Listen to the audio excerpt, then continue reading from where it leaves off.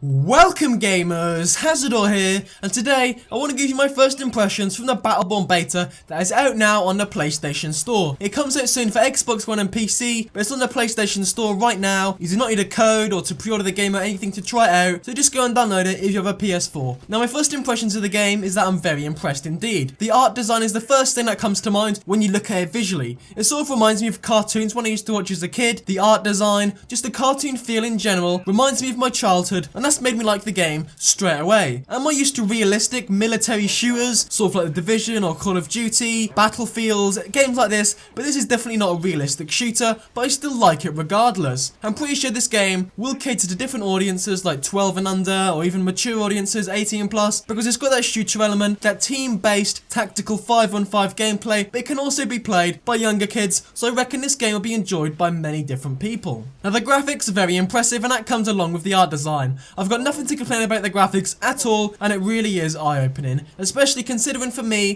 that I don't really play games similar to this. As I've said, I play more military-based shooters, and this art design with the graphics makes for a very good experience for your eyes anyway. Now for yourself, let's speak about the gameplay. The gameplay is very good, and considering it's a beta, you do really have to give them a heads up because they've done a very good job. Nothing seems to be too unbalanced. One class isn't sort of really massively overpowered over the other ones. It's a 5-on-5 game.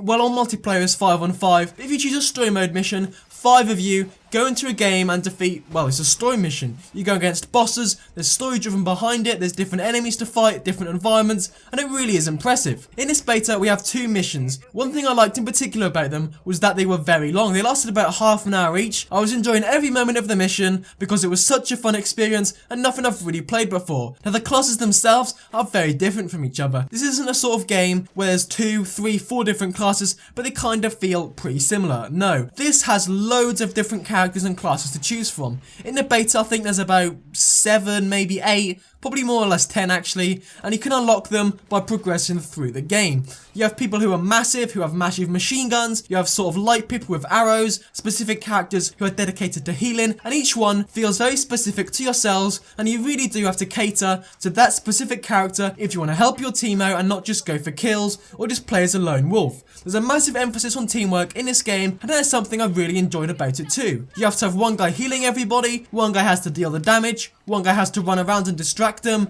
and different classes have different sort of strengths and weaknesses. Agility, firepower, defense, healing, everyone has their pros and cons, and you have to really play as a team to defeat the bosses, objectives, and enemies in general in this game. Now as you go through story missions or multiplayer, you gain different abilities through progressing into the game. So you can, for example, you have different abilities, I don't know what they're called, abilities or traits or whatever, and for example, there's a character which shoots arrows. The L1 ability is it shoots 5 arrows at a time, and the RB ability is that it sort of drops an airstrike of arrows. But apart from these, you have another sort of system where it's a down the middle choice, if you get what I mean. After a certain specific playtime or a specific amount of XP earned, I don't really know which one it is, you can pick. Do I upgrade this trait or the other one? Do I want to become quicker or do I want to deal more damage? And you sort of have to pick through the game what you want to go for, which sort of playstyle you're going to go for, and that does change the gameplay all the way throughout the mission. And as you go through the game, your character develops and evolves into different strengths and different weaknesses, and I think that's very interesting about this game, and I really liked sort of thinking about what do I want to upgrade next. Now going more into the story mode, I liked it a lot and actually thought it was better than the multiplayer, which we'll go into a second. The story missions last very long,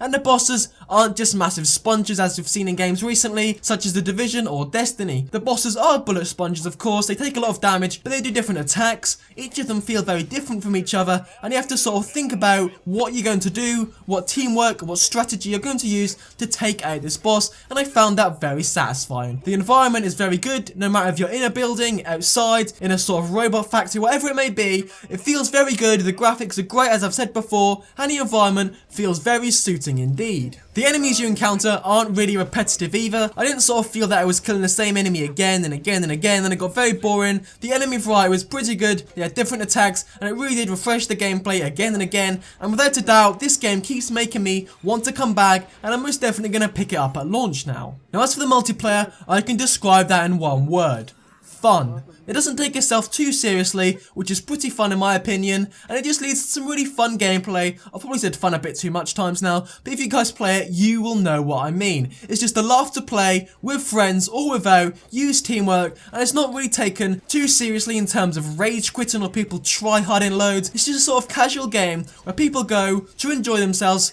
team up with different players, you know, pick a different class each, and it leads to some really good gameplay, objective based, and people not going lone wolf and just concentrating on their KD, which a lot of them do in different games. You have different abilities and different perks and stuff like you have in the story mode, and I really do like that correlation between the two, so it doesn't feel like you're playing a completely different game. A lot of people I've seen on forums and on other YouTube videos have said it's kind of boring, but I don't really get where they're coming from. I've put about 5 to 6 hours into this game, I've played the story missions twice each, I've played about 4 or 5 games of multiplayer, and I'm definitely going to go back and do them all again because it's such a fun experience to play this game with the artwork, with the graphics, the gameplay, the different enemies, and all the different classes you can use and learn and master and just have a blast. That's what games are about at the end of the day, having fun, and Battleborn definitely has that fun factor in it. But anyway guys, thank you for watching, like, comment and subscribe for more.